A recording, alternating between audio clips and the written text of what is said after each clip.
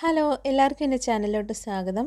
ഇനി നമുക്കേ ചായക്കടയിൽ നിന്നൊക്കെ വാങ്ങിക്കുന്ന സുഖിയൻ എങ്ങനെയാണ് വീട്ടിലുണ്ടാക്കുന്നതെന്ന് നോക്കാം. അപ്പോൾ അതേ ടേസ്റ്റിൽ നല്ല ക്രിസ്പിയോടുകൂടി എങ്ങനെയാണ് ഉണ്ടാക്കുന്നതെന്ന് നമുക്ക് നോക്കാം. അതിന് വേണ്ടിയിട്ട് ഞാൻ 1 കപ്പ് ചെറുപയർ എടുത്തിട്ടുണ്ട്.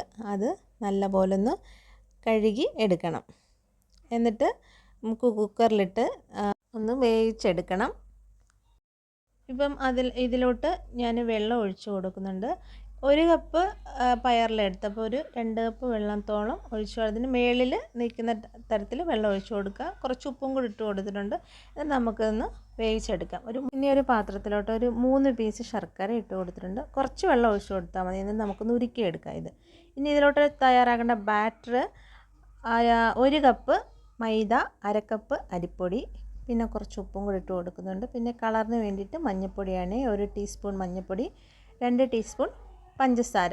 ഇതെല്ലാം കൂടെ ഒന്ന് മിക്സ് ചെയ്തിട്ട് നമുക്ക് കുറേശ്ശെ വെള്ളം ഒന്ന് കലക്കിയെടുക്കണം. ഇപ്പം നല്ലപോലെ ഒന്ന് മിക്സാക്കി ഈ ഒരു പരുവം ഇത്രയും മതിയാവും. അപ്പോൾ നമ്മുടെ ബാറ്റർ ഇവിടെ റെഡി ആയിട്ടുണ്ട്.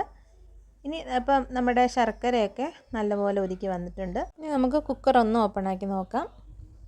ഒരു 4 വിസിൽ അടിച്ചിട്ടുണ്ടായിരുന്നു. അതിനുശേഷം നോക്കിയപ്പം കുറച്ചുകൂടെ വേവാനുണ്ട്. അത് കഴിഞ്ഞ് ഒരു 2 വിസിലും കൂടെ അടിച്ച് ടോട്ടൽ ഒരു 6 വിസിലടിച്ച് വേവിച്ചെടുത്തിട്ടുണ്ട്. ഇപ്പം നല്ലതുപോലെ വെന്തിട്ടുണ്ട്. വെള്ളമൊക്കെ വറ്റി വന്നിട്ടുണ്ട്.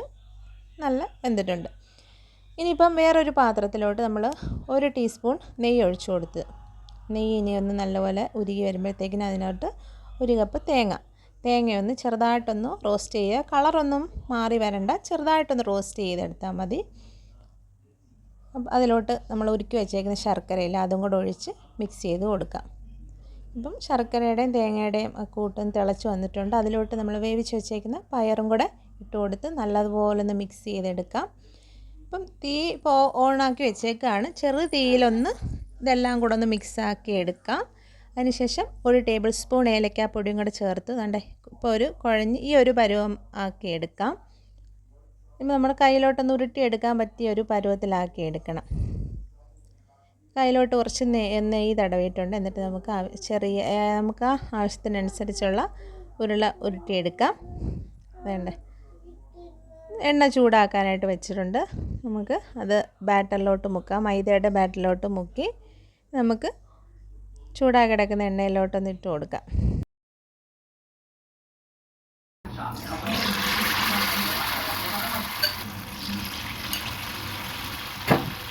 ഒരു ഭാഗം റെഡിയാകുമ്പോൾ മറിച്ചിട്ട് കൊടുക്കാം.